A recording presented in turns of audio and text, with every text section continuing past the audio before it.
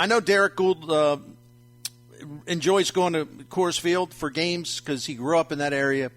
And I don't believe it was his first place that he saw baseball being in Colorado. I think he saw baseball at the old Mile High Stadium before they built Coors Field. But I know it's always special for him to be out there. So, Derrick, I know you're working, but I'm sure you enjoy the fresh Rocky Mountain air.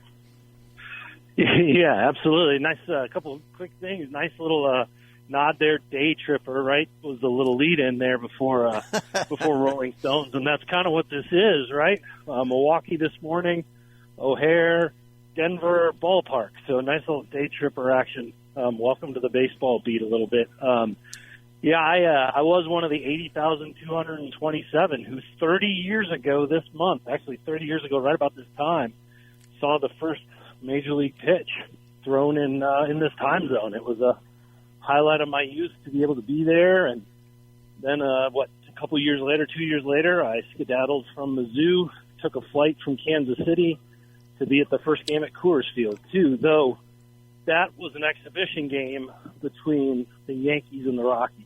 And that's your other team, too. So, I mean, that was cool. I forgot about that. That's really cool. By the way, real quick, what was there anything weird about Mile High Stadium as a baseball venue?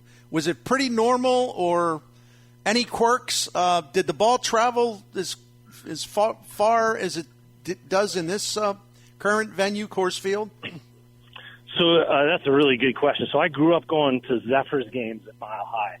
So I saw more AAA games there as a kid than I ever saw Rockies major league games until I started covering baseball. And the quirk about Mile High was the floating stands. Like the stands were kind of set on water so that they can move and go from baseball dimensions to football dimensions. And so what you had was you didn't have this, I don't know how to put it, this wide open outfield where there's a lot of hits to gather, but you still had that power. I mean, everybody around here has a Joey Meyer story about the longest home run hit and the green seat at Mile High Stadium that they painted because the ball was 80 feet or so away. You could go up there and you could visit the green seat, and you could go up there and claim that you were there the day that you hit it, even though very few, I think only a few thousand people actually were. But the ball traveled, but because the ballpark would shift away from like Bronco dimensions to Zephyr dimensions, and then ultimately to Rockies dimensions those first couple of years, it wasn't like this huge open space where there's just so many hits to be had here at Coors Field. Center field is one of the most spacious to cover, which brings us back to the Cardinals and Dylan Carlson starting there today. But that was the characteristics of Mile High was, the ball traveled, pitchers who pitched for, I guess it was the AAA affiliate for the Reds and for the Brewers, so like a Cal Eldred, those kind of guys, they had to kind of accept a little bit like they do in Vegas or Reno now, that your ERA is a little out of whack. But the characteristic of so many hits to be had and a pool table infield, that was not the case. That is specific to Coors Field. Our friend Derrick Goold of the Post-Dispatch STL today. Please follow him on Twitter at @dgould. All right, get into some baseball questions. You guys have not had your daily visit with Ali Marmol yet because of that comes up a couple hours from now, I believe. Mm-hmm. But what's the latest you hear anyway? Without anything from Marmol, are you hearing anything about Lars Nootbaar? Whether it'll be a go tonight or tomorrow? It will not be a go tonight. Today he's going to take BP. Tomorrow he's going to hit off velocity, and that'll be the test. They are. It's a little less than a coin flip on whether he even appears in this series, to be honest. Yeah, there's no need to rush it, right? I mean, I don't mean to sound like a manager, or John Mozeliak, but it doesn't make any sense to rush him back. You got to be certain he's 100% because he can do a lot for the club. So it is going to be interesting. They don't want to have a setback. They don't want to have him go out there and all of a sudden it becomes 2 more weeks. No, that would be awful. Let me ask you this, though, because we probably won't get a chance to talk again until then when he's back. That sets up, Ali Marmol loves competition, and he's going to have it now for sure. He already has had it in the outfield. But when Nootbaar gets back, that Walker isn't going to be budging out from anywhere, except for the occasional day off. I would assume Nootbaar will play a heavy schedule. He'll be out there a lot. So you're going to have like three guys, Carlson, O'Neill, and Burleson, unless they would decide to send down Burleson. I'd be really surprised by that. You're going to have like three guys maybe wrestling for one spot, or at least the lion's share of playing time. So you have any thoughts on that? Again, it's not imminent, but we're looking ahead a little bit. Yeah, I think there's a real interesting discussion internally for the Cardinals to have about where they're going to put their thumb, right? Right. There's offensive upside of Burleson, who's been really good, overshadowed in some ways by Walker, but really good. He's had a good start. There's Tyler O'Neill, who's been searching offensively, searching defensively, trying to find traction, had the whole kerfuffle with his manager. I think that this season is not off to the start that he wanted or the Cardinals hoped. It's so early. But there's a lot being pushed on him or asked to be pulled from him. I'm working on ways to say it, and I need to do better because I got to write something about it, I'm sure. But he's just not taken and run with the opportunities that they've given him. And then Lars Nootbaar comes in, and you're right, there's a heightened expectation of him. They've called him the everyday outfielder of the group. That's the guy who got that tag. It just was a question of what position he'd play. And he has this jammed thumb that doesn't change their expectations of him, or really his role on the team. So you do have guys like Burleson and Walker playing really well. I think Dylan Carlson has played well. We just haven't seen him that much. And yes, he has been the superior defensive player of any of them. And right. You saw what can kind of happen with defensive play yesterday in Milwaukee. Not that changed the game, but it certainly put the game out of reach. And how they make that call, right? Like, how do they decide, all right, how much of the decision is going to be defense and leaning towards Carlson, and how much of it is going to be the potential for offense, which would lean back towards, say, Burleson? And can the guys who provide a blend of both, and that's O'Neill and Nootbaar, do enough to then free up that spot in right field or eventually left field, I guess, maybe for Jordan Walker. So much of their outfield decisions right now are based on the fact that Walker's playing every day. Like that's like the given, and then they make moves around from there. And Carlson certainly going to get a chance to increase his stock, so to speak, lack of a better term. Let's talk about Jordan Walker. Look, you saw him in spring training. You were impressed. Everybody was. Even with kind of the late fade, I remember talking to you, and let's go with one of those historical metaphors. I was the cat up in the tree, and you were trying to talk me down. That nothing was wrong with Jordan Walker. I'm good with that. I'm good with being a firefighter in that description. Yeah, I'm good. You're really good. Anyway, are you surprised at all that cold water on everything? Yeah, that works. Are you surprised at all that he has thrived to this level that we've seen in the first 9 games? No. One of the things that we may have talked about this, and I asked Ollie about it, and really wish that he would have played ball, pardon the pun, a little bit more. But he did not let on. But it doesn't change the fact that it's true. So we get down there, and they start doing live BP and all that stuff in the backfield. I guess it's maybe week 2 of the reporters being down there, week 1 of the players being down there. And we saw Drew Verhagen just carve up Jordan Walker. Just time and knots. Curveball, fastball, nothing. Curveball out of the zone. Jordan went after it. And it was like, oh, okay, all right. Well, yeah, Verhagen's got good stuff, and the Cardinals are really hopeful that with health that he can be a real factor, and he has been. And they really just like the nature of his stuff. They call it video game stuff. And All right, well, so maybe that's not much of a surprise, and pitchers are ahead of hitters. This is the first time. Then you saw that a couple more times in Live BP where the breaking stuff just got Jordan. And his height and everything, it kind of looked like a guy who was missing the driver out of the tee box. And then about 4 days passed, and nope, he was crushing all those. And he got into games, and he just kept crushing them. And then he saw something new, and he was like, okay. He looked out of sorts a little bit there. I know people were asking about his shoulder. I think you were asking about his shoulder a little bit. He saw a little bit more off-speed stuff, a little out of the zone, started chasing a little bit, saw it in different counts than he had seen before.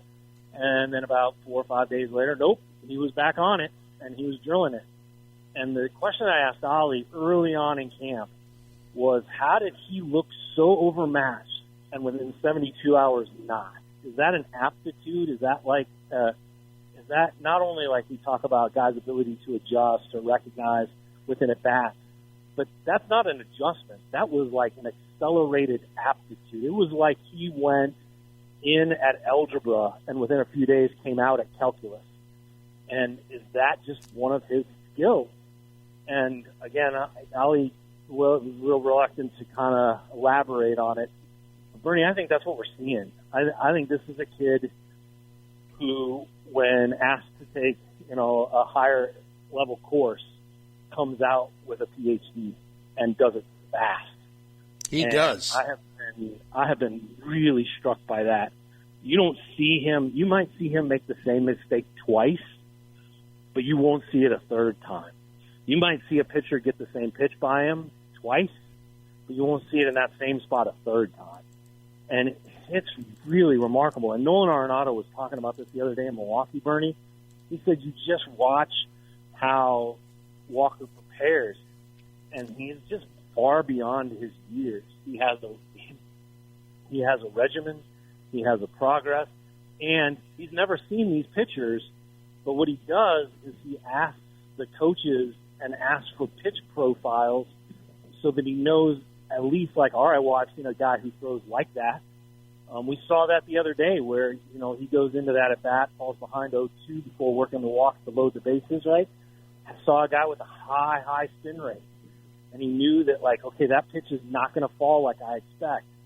I better be careful so that I don't swing under it. And what did he do? He fouled it off twice. Then he ignored the curveballs that, you go back to Live BP, he was chasing after. His ability to not just adapt, but excel quickly is really something to watch here. I agree, and I can't wait to read your story. It'll be an excellent profile of what we've been watching. So that's a good tease to tell everyone to be on the lookout for that. Well, now I got to pull it off, right? Okay. Oh, you will? No, wait, man. The way you described it there got me pretty fired up. It was excellent. Yeah, I mean, how rare is it where you can find a guy that young, or really even a 3 or 4 year veteran, let's say, who can like literally adjust from at bat to at bat, like in a way that is like spot on in his understanding of what to expect, or reading the pitcher, whatever. I mean, that you're right. That is a talent. We know the physical talent, but this guy's very gifted in his baseball intellect as a hitter. I mean, very gifted. It's really, really impressive. And that I'm not saying I underestimated that part. I guess I would say I'm surprised that he was so advanced at that challenge. I mean, that's really, really something. So he's been great. Now he's got to get some help from his teammates. They got to start hitting again. Hey, let me ask you, move it along to some other things real quick. Best case scenario, and it's okay if you're wrong. It's not a right or wrong, but in your mind, best case scenario for Adam Wainwright's first major league start of the season? Let me think here. I can do the math on it. Tuesday weekend, next road trip. He'll be in the rotation for the next Cardinals road trip. And that's not Seattle, San Francisco, LA. That will come at a time where he becomes the sixth starter, if they can get that far. That's excellent. So that's good. It's cross your fingers and all that. They'll need it. because they'll need him. Yeah, they'll need him, and it's really interesting too to see. I'm really looking forward to seeing where he is, just pitching wise, and I'm just withholding any. I'm not going to make any judgments in advance. I just want to see what he'll bring to the table, and I'd like the fan part of me absolutely hopes that he can have a good final season. So that part of the season will begin. When that does, it's like another. Like showcase opportunity just to see how he will do.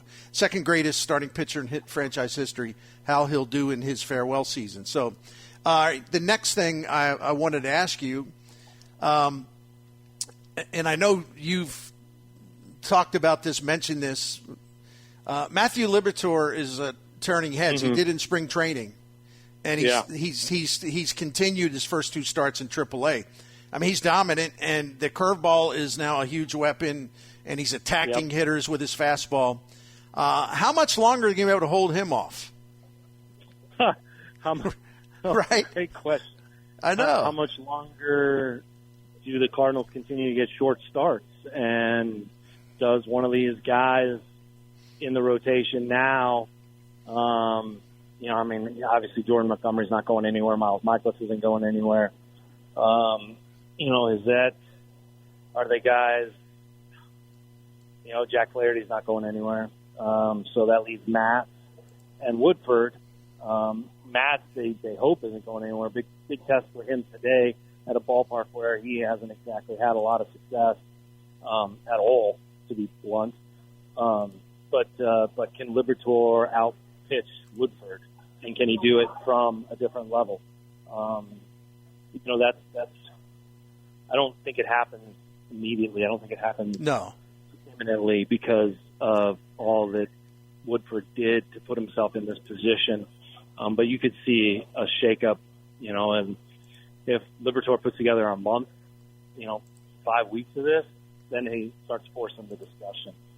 He also, let me add this, he also could overtake one of the lefty relievers. It's pretty clear Zach Thompson isn't going anywhere. They really like him. He's pitched really well. If they had their choice, they'd probably throw him every day, to be honest, with the way he throws. They really like what he does, he and Verhagen both. But if Liberatore continues to do what he's doing as a starter, and the Cardinals go, okay, well, Palante, though, yesterday aside, could be second lefty, then you can see Liberatore also pushing at the door, being a long reliever, swing man, and a tag-in starter. You could see that happen. So that's a long way of saying that the better he pitches, the longer it goes. As the calendar becomes May, as the calendar becomes early June, that's when he starts pushing his way into a role here. You're right. There's really no reason to rush it. I guess I kind of implied that, but I didn't really mean that. I just knew that he's making his push, But they've got to sort out some other things, and he's also got to keep going before they can entertain the idea. But he seems better. As a potential reliever, his arsenal seems to be a much better fit for that role than, say, last year. Yeah. So that actually makes sense. That makes a lot of sense. Yeah, that was a big stride that you took into that conversation, Bernie. And I want to add this kind of asterisk. If say Woodford gets away from getting a lot of ground balls and starts walking guys, then that accelerates it. I mean, they are just like they want to be allergic to walks, and find some way to just expunge them from their system. And any pitcher, and that includes Flaherty, that struggles with walks is going to be, at least not have that rule guaranteed, or the peer that they have starts to shorten a little bit, just because they're real frustrated with the walks. Well, they should be, and I'm not laughing at that, but I was looking up some stuff earlier today because it's been such a weird April for Jack Flaherty. So if you didn't know any better, if you hadn't seen any kind of line scores, you say, well, he's 1-1. He's got a 1.80 ERA. You know what? Wow, he's off to a great start. He's got a better ERA than Alcantara, Scherzer, Kershaw, Strider, Bieber. And you look at it that way, and it's like, okay, yeah. And then you look down, and you're like, whoa, 29% walk rate. Has anybody ever had a 29% walk rate? But It's the worst it's worst in the majors, early or not. In fact, the guy's got the second highest walk rate. That's Brad Keller in Kansas City. He's only 16%. So the ERA looks nice, but the fielding because of all the walks, the fielding independent ERA is like 6.19. But why do you think? And you wrote some good stuff about his last start. But why do you think he can't get? I don't know what the word is. Sharper, synced up, tame his stuff. I got to believe that that's going to come. I'm just a little confused to why it's been so extreme so far. Yeah, he says synced up, or his manager said synced up. There's kind of that microsecond where a pitcher has his footfall and his release point all right lined up, and then that leads to kind of being on top of the ball, as you hear pitchers talk about, and predictable movement. And if that's not always the same, then neither is the release point. If the release point isn't always the same, then the movement or location isn't the same. And so it seems like he's dealing with a little bit of that, where Gotcha. it's not just like missing. It's sometimes it's missed with location, sometimes it's missed with movement. And when it's the fastball doing that, it puts him behind and can't access the slider, and he has to become a little bit predictable, which he did the other day. Still worked out for him, which maybe says how good his stuff is. But it's a spot where, and he was working on it yesterday out in left field, I guess it is, at American Family Park there in Milwaukee, where he was kind of going through some flat ground mechanics and not throwing the ball, but like doing the delivery 7 times, almost like a dancer would work through steps, Bernie. All that was lacking was kind of a mirror, and he just was going through that, and then would throw to Jamie Pope, and then would do the same thing.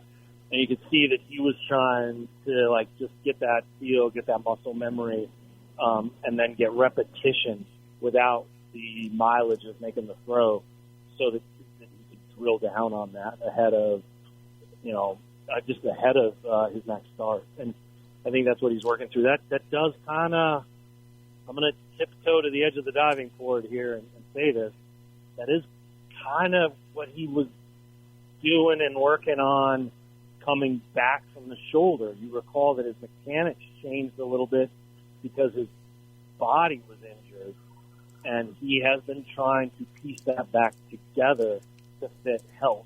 So some of the bad habits that he got into to protect his body, that his body put him in because it didn't want to hurt. Because it's like, I'm not doing that, man. I'm not doing that. Some of those bad habits, he's still trying to break. And so now that his body can do things, he's trying to get it to do that more consistently. It makes perfect sense. It really does. So, and I appreciate that.